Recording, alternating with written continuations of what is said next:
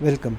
In the previous session, we have discussed assessment of ocular alignment, and in this session, we will be discussing assessment of ocular movements. Versions are tested first by asking the patient to move their eyes to each of the 8 positions of gaze other than the primary position as shown here in this diagram, and we look for deficient or excess movement of the eyes towards these 8 positions of gaze. Ductions are checked when versions are not full, and ductions are tested by checking the movement of one eye in 8 positions of gaze while occluding the other eye. So this diagram shows that the right eye has been occluded and duction of the left eye is being evaluated in all 8 positions of gaze. Normally during full abduction, temporal limbus touches lateral canthus, and at full adduction, junction of middle and nasal thirds of the cornea lie just above the inferior punctum. Normally an eye can elevate 10 mm and depress 5 to 7 mm. When measured with a device such as an arc perimeter, Goldman perimeter or tangent screen, rotations of 50 degrees in all directions is considered normal. Vergence movements can be assessed by evaluating convergence, fusional divergence amplitude, and accommodative convergence. To evaluate convergence, an accommodative target is used and is positioned 40 cm away from the patient in the patient's midline and at his or her eye level, and this target is then moved towards the patient till one eye loses fixation and moves out. So here in this diagram we have positioned the target 40 cm away from the patient in the patient's midline and at his or her eye level, and then we start moving the target towards the patient and the patient starts to converge. But at one point one of the eye loses fixation and starts diverging. This point is called the near point of convergence. Normally the near point of convergence is 8 to 10 cm or less from the patient, but is further away from the patient in convergence insufficiency. The eye that continues to maintain fixation is called the dominant eye, but in some patients both eyes start to diverge simultaneously at the near point. However, near point of convergence does not differentiate between accommodative and fusional convergences. Fusional vergence amplitudes are measured with the help of prisms. The patient fixates at an accommodative target at 6 meters when we are measuring fusional vergence amplitudes for distance, or 33 centimeters when we are measuring fusional vergence amplitudes at near. Prism is placed over one eye and its power is gradually increased till the patient reports diplopia. So what we are measuring is the ability of the patient to fuse the images of the two eyes and thus prevent diplopia when the image of one eye is displaced relative to the image of the other eye in the vertical or horizontal direction while keeping the distance of fixation constant. Base out prisms are used to measure fusional convergence. Base in prisms are used to measure fusional divergence. Base down prism over the right eye to measure positive fusional vertical vergence, and base down prism over the left eye to measure negative fusional vertical vergence. As we have discussed in the previous session, when we position a prism in front of a patient's eye, the patient perceives that the target has been shifted towards the apex of the prism. So when we position a prism base out in front of the patient's eye, the target will appear to shift towards the apex of the prism, that is nasally. To avoid diplopia, the patient will then induce convergence. When we further increase the power of the base out prism, the patient will further converge to avoid diplopia. And when his maximum fusional convergence ability is reached, called his fusional convergence amplitude, further increase in the strength of the base out prism will lead to the patient perceiving diplopia, because he won't be able to converge further to prevent diplopia. And the same happens with base in prisms to measure fusional divergence and base down prism to measure vertical vergence. The normal vergence amplitudes for distance fixation are 14 prism diopter for convergence, 6 prism diopter for divergence, and 2.5 prism diopter for vertical vergence. And for near fixation, the normal Vergence amplitudes are 38 prism diopter for convergence, 16 prism diopter for divergence, and 2.6 prism diopter for vertical vergence. The Vergence amplitudes have not been observed to vary with age. However, these amplitudes can change and can increase with long-standing deviations, improvement in vision, and orthoptic exercises, particularly fusional convergence, which responds well to orthoptic exercises, and fusional Vergence amplitudes can decrease with fatigue, illness, drugs, and alcohol. Fusional divergence amplitudes can be stimulated by optical therapy. For example, in accommodative esotropia, if we gradually reduce the strength of hyperopic correction for near, it promotes fusional divergence amplitudes. By reducing the strength of hyperopic correction, a patient with accommodative esotropia will voluntarily accommodate with increased convergence because of the high AC by A ratio. Consequently, he will have diplopia and will try to avoid the convergence, promoting his fusional divergence. And in convergence insufficiency, base-out prisms stimulate convergence amplitudes. A base-out prism, as we have discussed, will shift the image nasally, which will make the patient induce convergence, thus promoting his fusional convergence amplitude.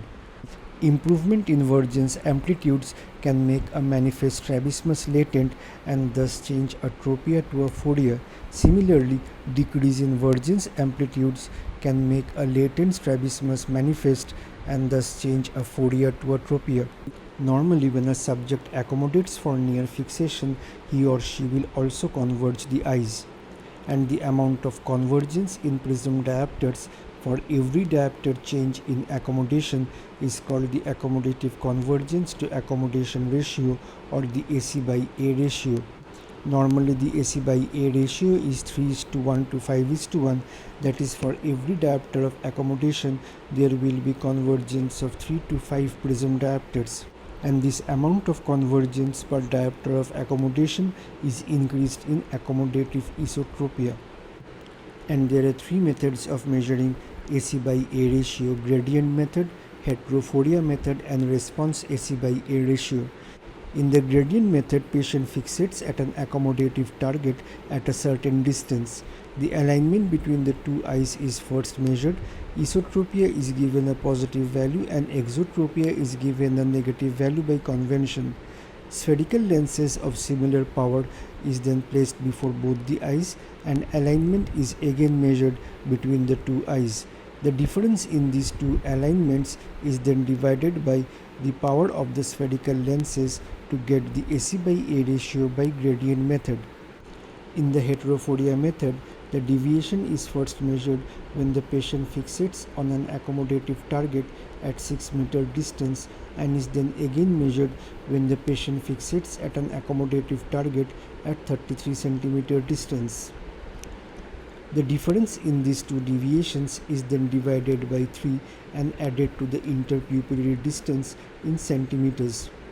The deviation difference is divided by 3 because dioptrically the difference between a distance of 6 meters and 33 centimeters is 3 diopters. In accommodative esotropia, deviation at near is usually 10 prism diopters more than the deviation at distance. Unlike the previous two methods, the response AC by A ratio method actually measures the amount of accommodation. The previous two methods do not measure the accommodation directly and assumes that the amount of accommodation exerted by the patient is equal to the power of the spherical lens in gradient method, or is equivalent to the dioptric difference in the distances of 6 meters and 33 centimeters in the Heterophoria method. For near and for distance with refractive correction in place, phoria is measured in one eye and the actual accommodation response is measured in the other eye simultaneously. The actual accommodation response is measured with an autorefractometer and the phoria is measured with a Maddox rod and Thornton card. The three-step test, or the Park-Bielschowsky test, is used to identify a single paretic cyclovertical muscle. Cyclovertical muscles include the vertical rectus muscles and the oblique muscles, and only a single cyclovertical muscle should be paretic for the interpretation of the three-step test to be accurate. In the three-step test, we do a sequential assessment of which eye is hyperdeviating in the primary position, the gaze, either right gaze or left gaze, in which that hyperdeviation increases, and the site of head tilt in which that hyperdeviation also increases. There are many situations which give contradictory results in the three-step test. They include multiple muscle palsies, muscle restrictions, skew deviations, dissociated vertical deviations, or previous strabismus surgery. And because of this, many authorities have reservations about the utility of the three-step test. So with the patient fixating at distance, in step 1, the hyperdeviating eye in primary position of gaze is identified with cover test, and this isolates 4 out of the 8 cyclovertical muscles. So each eye has 4 cyclovertical muscles, and after step 1, we should be able to isolate 4 out of these 8 muscles. So if the right eye is hyperdeviated, either one of the right eye depressors, that is right inferior rectus or right superior oblique, or one of the left eye elevators, that is left superior rectus or left inferior oblique, is palsied. And similarly, if the left eye is hyperdeviated in primary position, either one of the right eye elevators, that is the right superior rectus or the right inferior oblique, or one of the left eye depressors, that is left inferior rectus or left superior oblique, is palsied. So after the first step, we have isolated 4 muscles depending on whether the right eye is hyperdeviated or the left eye is hyperdeviated in the primary position, one of which is palsied. In step 2 of 3-step test, the patient is first made to look to the right and then made to look to the left, and the gaze in which the hyperdeviation identified in step 1 increases is noted.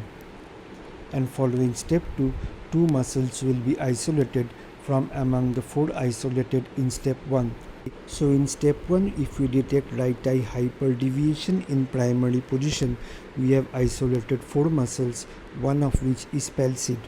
Now in step 2, if this right eye hyperdeviation increases on right gaze, since on right gaze the right eye is abducted and the left eye is adducted, and since the position of the right eye is higher than the left eye, then either the right eye depressed in abduction is palsied or the left eye elevated in adduction is palsied. Similarly, if the right eye hyperdeviation had increased on left gaze, since on left gaze the left eye is abducted and the right eye is adducted, and since the right eye position is higher than the left eye, then either depressor of right eye in adduction is weak or elevator of left eye in abduction is weak. And so the reasoning goes for left eye hyperdeviation also. So after step 2, in each of these pairs of isolated muscles, we find that one muscle belongs to the right eye and the other muscle belongs to the left eye, and both the muscles in each of these pairs are either extorters of their respective eyes or intorters of their respective eyes. Here we can recall from the session on muscle function that inferior muscles are extorters and superior muscles are intorters. Again, in each of these pairs, one muscle is a depressor of one eye and the other muscle is an elevator of the other eye. Now in step 3, the patient is asked to tilt his head first towards the right shoulder and then towards the left shoulder. And the direction of head tilt in which the hyperdeviation in step 1 increases is noted. During right head tilt, to maintain orientation of the external visual space, the right eye will be intorted and the left eye will be extorted. So during a right head tilt, intorters of the right eye and extorters of the left eye act to maintain primary position of the respective eyes. Similarly, during left head tilt, To maintain orientation of the external visual space, the left eye needs to be intorted and the right eye needs to be extorted. So during left head tilt, extorters of the right eye and intorters of the left eye act to maintain primary position of the respective eyes. This diagram shows a patient who has tilted his head to the right side.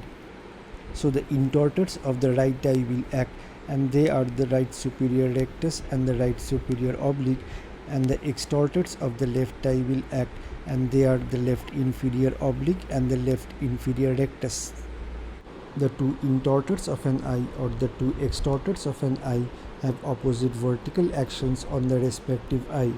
So when the patient tilts his head to the right, there is intorsion of the right eye, and this intorsion is affected by the right superior rectus and the right superior oblique, which are the intorters of the right eye.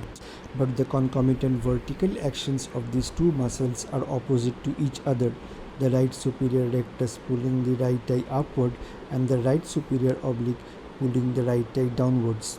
And these two opposite vertical forces balance each other during the intorsion induced by a right head tilt. So when the patient tilts the head to the right, intorsion will be induced in the right eye, and this intorsion is affected by the right superior rectus and the right superior oblique.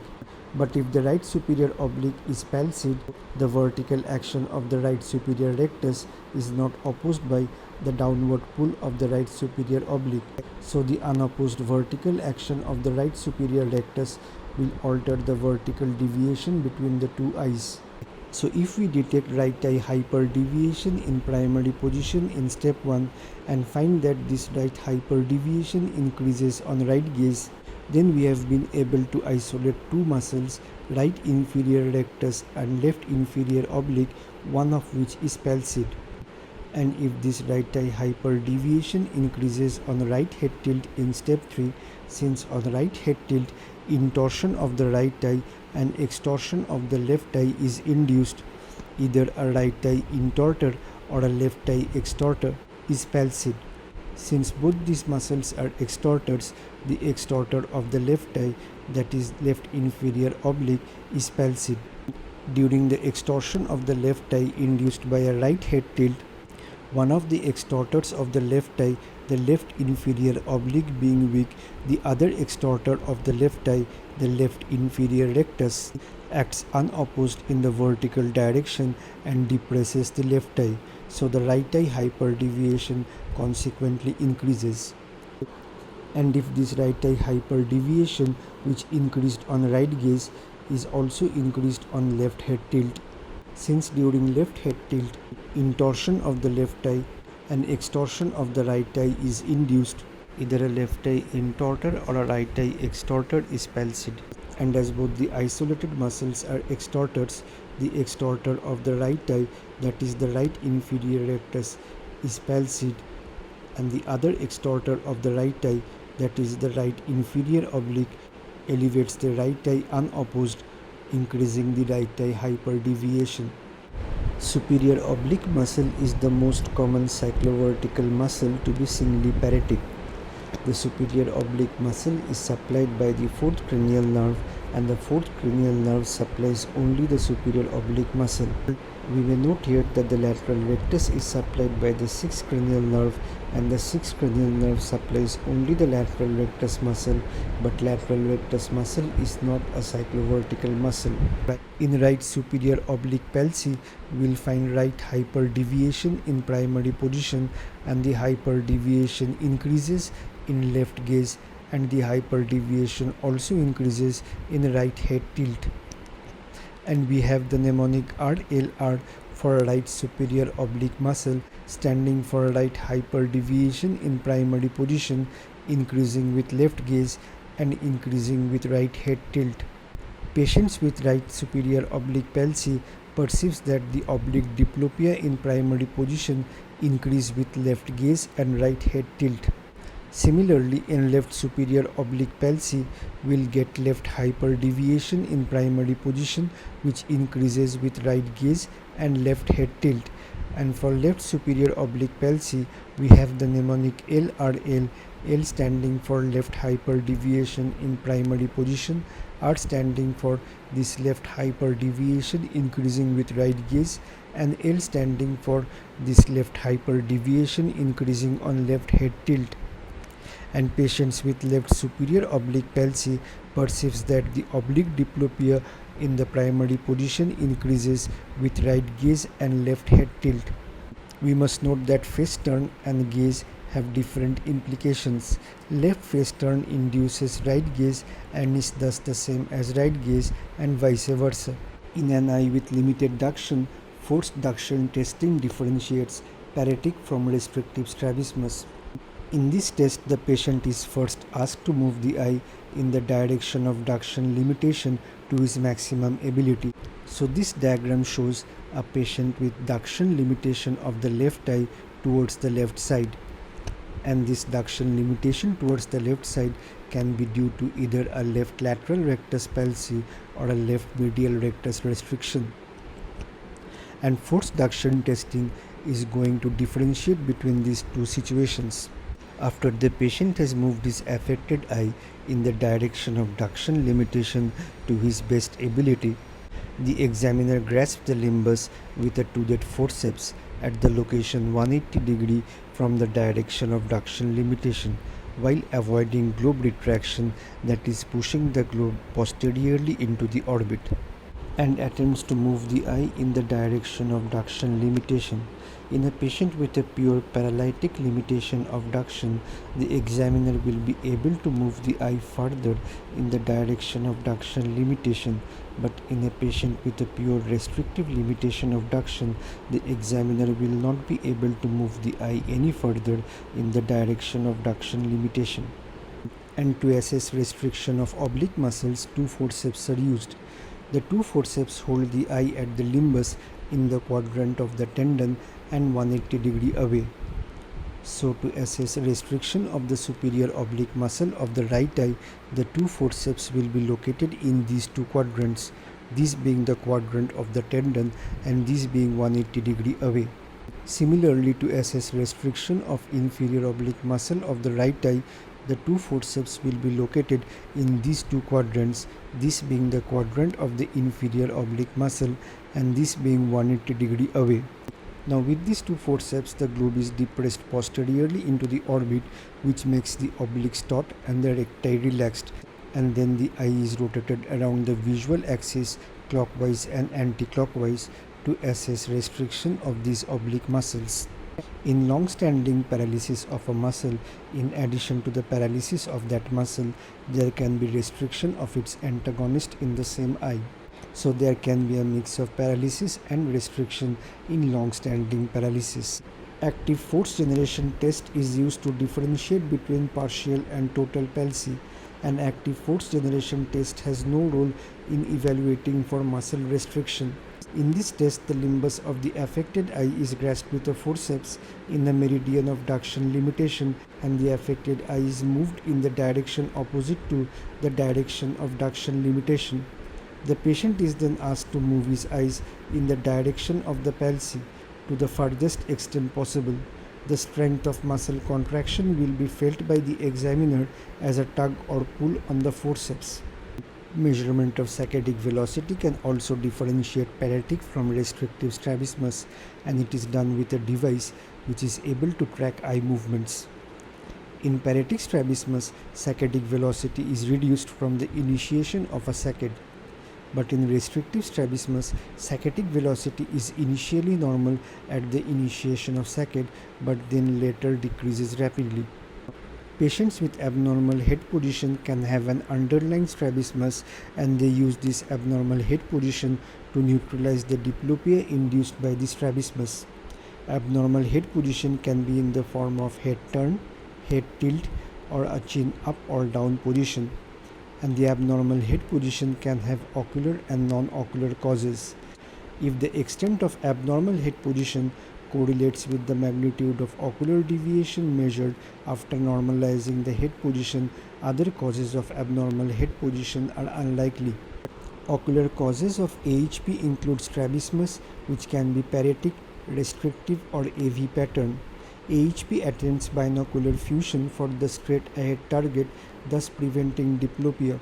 But much less commonly, AHP can be taken up by the patient to maximally separate the two diplopic images. AHP can also be present in a patient with nystagmus having a null point. At the null point, amplitude of the nystagmus is minimal and thus vision is much improved, and so the patient takes up an AHP with the null point in the primary position. Patients with bilateral ptosis can also assume an AHP with the chin positioned upwards, and patients with monocular blindness or homonymous hemianopia can turn their head towards the direction of the normal eye or the normal hemifield. Ocular tilt reactions induced by peripheral vestibular disorders can also cause AHP. In most of these causes of AHP except ocular tilt reaction, the AHP compensates for the ocular abnormality, thus increasing visual acuity, avoiding diplopia and or permitting fusion. And if patient takes up AHP for binocular fusion, closing one eye will neutralize the AHP. Constant AHP can lead to facial asymmetry and musculoskeletal changes, particularly in the neck. So early treatment of the ocular cause of AHP normalizes the AHP before permanent changes set in. To recap the salient points, binocular versions and monocular ductions with the other eye covered are checked in 8 positions of gaze apart from the primary position. Fusional Vergence amplitudes measure the maximum amount of deviation that can be neutralized by the patient's fusional Vergence capabilities, and these fusional Vergence capabilities can be convergence, divergence and vertical vergence. It is measured with prisms which induce the deviation. Fusional divergence amplitudes increase with long-standing deviations and orthoptic exercises and decrease with inattention and illness. AC by A ratio estimates accommodative convergence and can be measured by gradient, heterophoria and response methods. Near-point measurement does not differentiate between accommodative and fusional convergence. Park-Bielschowsky's test or the 3-step test is useful only when there is an isolated palsy of a single cyclovertical muscle. So the 3-step test is most commonly useful for superior oblique palsy. With this 3-step test, superior oblique palsy of the right eye shows right eye hyperdeviation in primary gaze, and this right eye hyperdeviation increases with left gaze and with right head tilt. So we have the mnemonic RLR for right superior oblique muscle palsy. Superior oblique palsy of the left eye shows left eye hyperdeviation in primary gaze, and this left eye hyperdeviation increases with right gaze and with left head tilt. So we have the mnemonic LRL for left superior oblique muscle palsy. Forced duction testing and saccadic velocity testing differentiate between paralysis and restriction. Active force generation testing differentiates between complete and partial paralysis. In a patient with AHP, if the magnitude of AHP does not correlate with the amount of ocular deviation when the head position is straightened, then the AHP is unlikely to be due to a strabismus. Thank you for listening.